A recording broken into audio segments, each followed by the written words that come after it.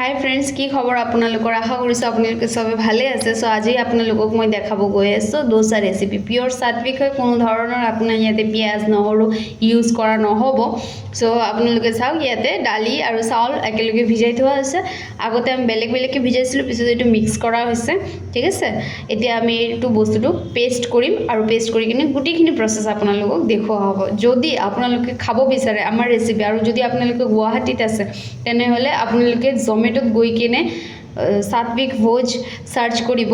আমাৰ প্ৰত্যেকটো ৰেচিপি তাতে আছে, তাৰ পৰা আপোনালোকে ট্ৰাই কৰিব পাৰে আৰু ট্ৰাই কৰি জনাব যে কেনেকুৱা লাগিছে। আপোনালোকৰ ঘৰতো আপোনালোকে ট্ৰাই কৰিব পাৰে আমাৰ ৰেচিপি। চ' ইয়াতে মই গ্ৰাইণ্ডাৰ লৈ লৈছোঁ। গ্ৰাইণ্ডাৰত এতিয়া গ্ৰাইণ্ড কৰিম। স্লাইড পানী দিও আমি কি কৰিব পাৰোঁ, বস্তুখিনি ধুনীয়াকৈ গ্ৰাইণ্ড কৰি ল'ব পাৰোঁ। চাওক ফ্ৰেণ্ডছ, আমাৰ বেটাৰটো ৰেডি হৈ গৈছে। চ' আমাৰ যোনটো এইটো বেটাৰটো আছে আপোনালোকে ভালকৈ চাই লওক। এইটো বহুত একদম ফাইন পেষ্টটো কৰা হোৱা নাই আৰু অলপ বহুত বেছি মানে মোটাকৈ এনেকৈও কৰা হোৱা নাই, ঠিক আছে। ধুনীয়া এটা পেষ্ট হৈছে। আৰু এই পেষ্ট যোনটো আছে ইয়াতে আমি কি দালি দিছোঁ, উৰদ দালি দিছোঁ, মানে যোনটো আমি মাটিকালাই বুলি কওঁ। মাটিকালাই দালিটো মানে বাকলি এৰুৱা দালিটো, সেই দালিটো দিছোঁ আৰু লগতে চাউল দিছোঁ। এবাৰ আমি পেষ্ট হৈ যোৱাৰ পিছত আমি ইয়াতে দিম অলপমান স্লাইড নিমখ, মানে টেষ্টৰ কাৰণে। আৰু বহুত কিবা কিবি এড কৰিব পাৰে যদি আপোনালোকে ভাবে মানে মছলাদাৰ এনেকুৱা খাম, তেতিয়াহ'লে আপোনালোকে ইয়াতে মানে বহুত কিবা কিবি এড কৰি ল'ব পাৰে, যেনেকৈ জলকীয়াৰ গুড়া অলপমান আৰু কিবা কিবি মছলা পাতি।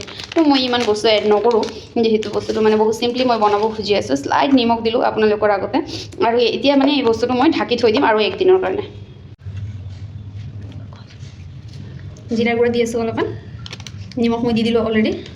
চ' জিৰা গুড়া মানে মছলা দোচা বনাব ওলাইছোঁ। চ' মছলা দোচাৰ ভিতৰত যোনটো মছলা দিম, আজি মই আলুৰ মছলাটো দিম, সেইকাৰণে আলু মছলা ৰেডি কৰি আছোঁ। বাকী মই এইটো অলপমান গৰম মছলা দিলোঁ, গৰম মছলা। তাৰপিছত মই ইয়াতে দিম অলপমান ধনিয়া পাউডাৰ। যিহেতু এইটো পিয়'ৰ ভেজ হয় হা ফ্ৰেণ্ড, তো ইয়াতে পিয়'ৰ ভেজ হয়, ইয়াতে কোনো ধৰণৰ মানে এইটো ইউজ নহ'ব পিঁয়াজ নহৰু। এইটো চাওক, এইটো লাল মিৰ্চ পাউডাৰ দিলোঁ অলপমান, লাল মিৰ্চ পাউডাৰ, নিমখ, জিৰা পাউডাৰ, ধনিয়া পাউডাৰ আৰু স্লাইড গৰম মছলা পাউডাৰ। এতিয়া আমি কি কৰিম, এইটো ভালকৈ সানি ল'ম, ঠিক আছে। এইটো ভালকৈ সানি ল'ম। আৰু ধৰক বিভিন্ন ধৰণৰ মছলা আছে, যদি আপোনালোকে বিচাৰি দিব পাৰে, যেনেকুৱা ধৰক চাট মছলা। একচুৱেলি কি হয়, ৰন্ধা বাঢ়াটো মই নিজৰ এক্সপিৰিয়েঞ্চৰ পৰা কৈছোঁ, ৰন্ধা বাঢ়াটো মানে এনেকুৱা বস্তু নহয় যে মানে একদম এনেকুৱা নিয়ম এনেকুৱা সেইটো নহয়। বস্তুটো হেল্ডি হ'ব লাগে, চাফা হ'ব লাগে, আৰু কিহৰ লগত কি মিক্স কৰিলে ভাল লাগিব সেইটো নিজৰ এক্সপিৰিয়েঞ্চ। তাৰপিছত হ'ল ধৰক এইটো নিজৰ এক্সপিৰিয়েঞ্চটোকে মানে নিজৰ ৰেচিপি বুলি কোৱা হয় ন। চ' আপুনি কিমান মৰমত বনাই আছে বস্তুটো, আমি কিমান মৰম ঢালি আছোঁ, সেইটোহে মেইন কথা। চ' আলুখিনি দি ল'লোঁ। আমি এতিয়া ইয়াতে দিম কস্তুৰী মেথি, যোনটো নিদিলেতো মোৰ মানে নহয়েই, কাৰণ কি মই খুবেই ভাল পাওঁ। এইটো মই স্লাইড অলপমান দি দিলোঁ ইয়াতে, আৰু মই এই বস্তুটো মানে অলপ ফ্ৰাই কৰিম, তেতিয়াও দিম। আৰু যিহেতু এইটো আমাৰ মানে চাউথ ইণ্ডিয়ান ডিছ হয়, তো আমি যদি কাৰি পাত্তা নিদিওঁ নহ'ব। ত' এইটো আমাৰ তাতে আছে কাৰি পাত্তা। কাৰি পাত্তাটো আমি কেনেকৈ দিম, তেলনি মাৰি কিনে তেতিয়া দিম, আপোনালোকক দেখুওৱা হ'ব এইটো।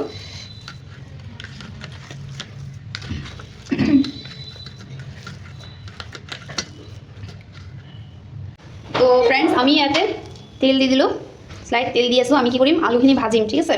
আলুখিনি ভাজাৰ কাৰণে আমি তেল দি আছোঁ, আৰু অলপ লাগিব। আলুখিনি ভাজাৰ কাৰণে আমি তেল দিম।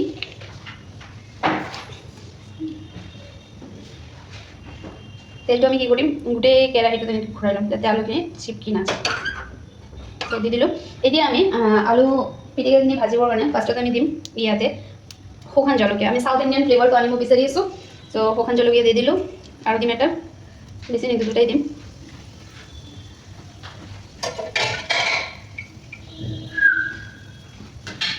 তাৰপিছত আমি ইয়াতে দিম নৰসিংহৰ পাত,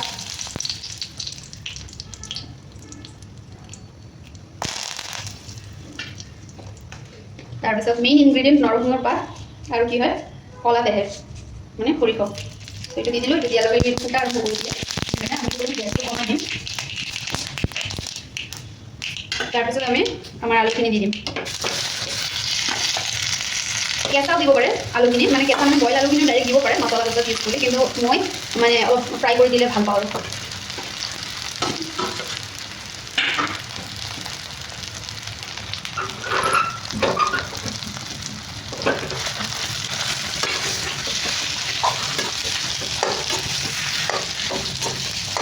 ইমান ধুনীয়া হৈছে আলু ভাজিলে। ইয়াতে আমি হালধি ইউজ কৰা নাই, যদি আপোনালোকে বিচাৰে হালধি ইউজ কৰিব পাৰে।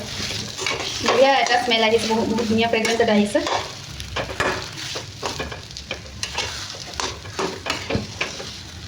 সো ফ্ৰেণ্ডছ আপোনালোকে চাব পাৰে এইটো মই যোৱাকালি ভিজাই ৰাখিছিলোঁ গোটেই ৰাতিটো ভিজি আছিল ডোচা বেটাৰটো ফুলি গৈছে সো এনেকুৱা হ'ব টেক্সচাৰটো বহুত বেছি পাতলো নহয় বহুত বেছি ঘনও নহয় এইটো মই এটা ডোচা বনাই আপোনালোকক দেখাম